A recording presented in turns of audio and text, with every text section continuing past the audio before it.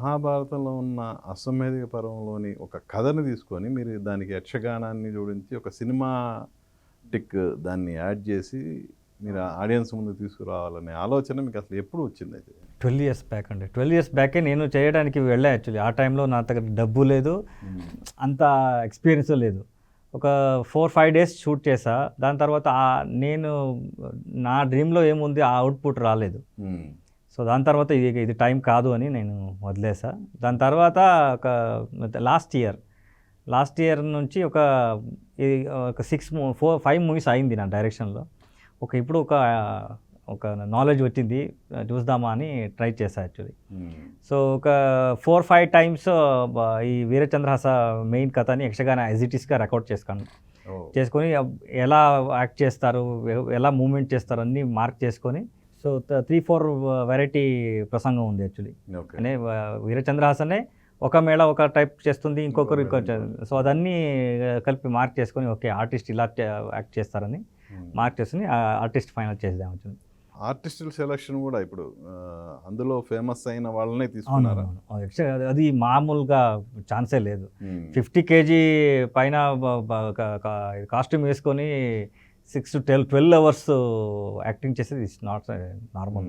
ఎందుకంటే మనం 12 o'clockకి గ్యాదర్ అయ్యి 12 o'clock నుంచి 3 to 4 o'clock వరకు రిహర్సల్స్. 4 o'clockకి మేకప్కి వెళ్తే it will take 2 hours to costume and everything. So 6కి మనం షెడ్యూల్ స్టార్ట్ అవుతుంది, 6 to morning 6 ఇలా షూట్ చేసాం యాక్చువల్లీ. టోటల్ డైలీ 3 షెడ్యూల్ లాగా. ఇప్పుడు మీరు అన్నట్టు నెంబర్ ఆఫ్ మేళాస్ నుంచి ఆర్టిస్ట్ని సెలెక్ట్ చేసుకున్నారు కదా. అంటే ఇప్పుడు జనరల్గా ఒక మేళంలో యాక్ట్ చేసిన వాళ్ళందరినీ తీసుకోవడం అనేది జరగదు. సో పిక్ చేసుకున్నారు.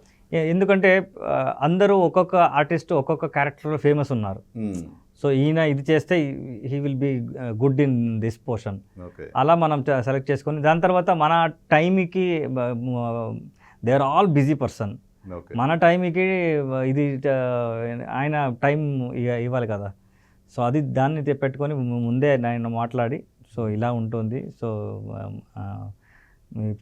అంటే జనరల్గా ఇప్పుడు అలా ఒరిజినల్ కళాకారుల్ని మనం సినిమాలో తీసుకొని వాళ్ళతో చేపించినప్పుడు మనకి ఆ లెంగ్త్ ప్రాబ్లం వస్తుంది కదా.